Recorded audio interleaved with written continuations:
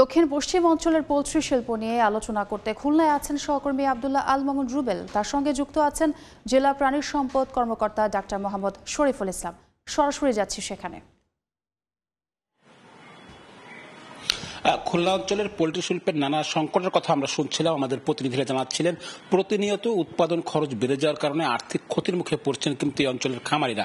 তো এই বিষয়ে আসলে এখানকার যারা প্রাণী সম্পদ দপ্তর রয়েছে তারা আসলে কি ধরনের উদ্যোগ নিচ্ছেন, তাদের আসলে কি এই বিষয়গুলো আসলে জানেন কিনা সে বিষয়ে আজকে আমরা কথা বলবো। আমাদের এখানে আমরা যুক্ত হচ্ছি জেলা প্রাণী সম্পদ কর্মকর্তা ডাক্তার শরীফুল ইসলামের সঙ্গে। তাহলে শরীফুল, আপনাকে স্বাগত জানাচ্ছি। শুরুতে একটু জানতে চাই যে আমরা প্রতিবেদনে দেখছিলাম যে খুলনা জেলায় 6 শতাধিক মুরগির খামার গত 1 বছরে বন্ধ হয়েছে। এছাড়া নানা সংকট রয়েছে, আর্থিক ক্ষতির মুখে তারা রয়েছেন। এই বিষয়গুলো আসলে আপনারা জানেন কিনা, খামারিদের সাথে আপনাদের যোগাযোগটা কেমন আছে? মুরগির খামারের কথা বলছিলাম।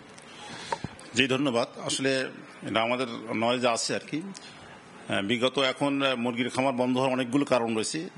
তার মধ্যে একটা হলো যে একদিন বয়সে যে মুরগির বাচ্চা, এখান থেকে 5-6 মাস আগে যে দাম ছিল এখন তার থেকে প্রায় দ্বিগুণ বেশি বেড়ে গেছে। একটা হচ্ছে একদিন বয়সে মুরগির বাচ্চার দাম বেড়ে গেছে।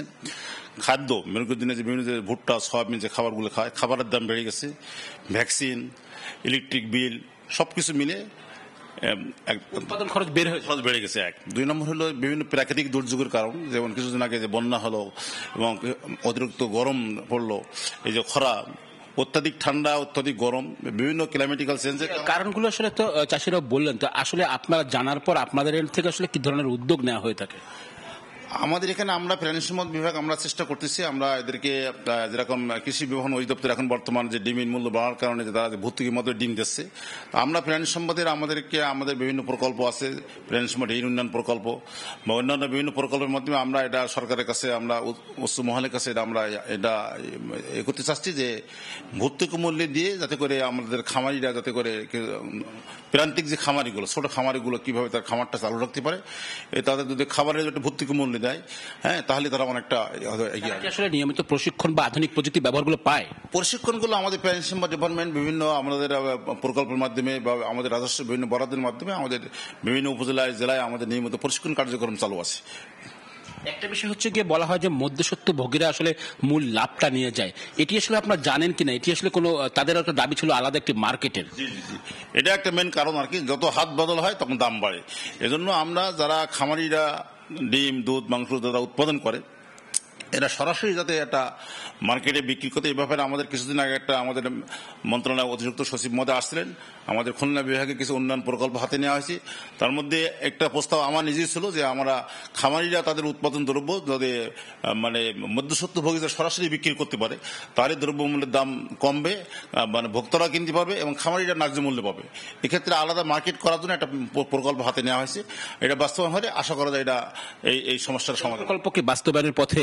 বাস্তবায়ন কেবল উদ্যোগ, কেবল আমার প্রকল্প কেবল প্ল্যানিং গেছে আর কি, উদ্যোগ হবে ইনশাআল্লাহ, তাড়াতাড়ি হয়ে যাবে। আরেকটা বিষয় একটু জানতে চাইলাম যে ছোট খামারিরা প্রায় বলে থাকেন যে সিন্ডিকেট একটা বড় কারণ, অর্থাৎ বড় ব্যবসায়ীরা নানাভাবে ছোট ব্যবসায়ীদের আটকে রাখার ফলে তারা খামারিরা লাভবান হতে পারে না। এই বিষয়টা আপনার নজরে আছে কিনা, সেক্ষেত্রে আপনাদের করণীয় কিছু আছে কিনা? হ্যাঁ, এখানে আসলে বড় বড় যারা খামারি, যারা বিশেষ করে বাচ্চাগুলো দেখা যাচ্ছে, বাচ্চাগুলো তো এই বড় খামারিদের কাছ থেকে নিতে হয়। যারা হ্যাসারির মালিক তারা আবার বড় খামারি, তারা এই দামগুলো তারা নিয়ন্ত্রণ করে থাকে। বড় বড় যে খামারিগুলো আছে, আমাদের বিশেষ করে খুলনা বিভাগে তেমন কোনো ভালো বড় হ্যাসারি নেই, সব বাইরের থেকে অন্য বিভাগ থেকে আনতে হয়। হ্যাসারি মালিকরা তারা বাচ্চাটা দাম বাড়ে, আবার তারা নিজেরাই বাচ্চা উৎপাদন করে, এই জন্য তারা দামটা তারাই আসলে নিয়ন্ত্রণ করে।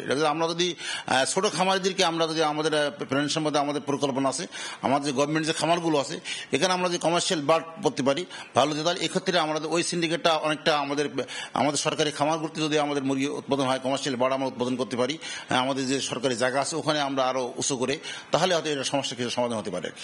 আর একটা বিষয় জানছিলাম যে এই যে খামারিদের যে সমস্যাগুলোর কথা আপনারা বারবার আশ্বস্ত করেন, কিন্তু এরপরও যে বন্ধ হয় না এবং আপনাদের বিরুদ্ধে তারা প্রায় অভিযোগ করেন যে ঠিকভাবে সহযোগিতাগুলো পান না, এই জায়গায় আসলে আপনাদের বলার কি আছে?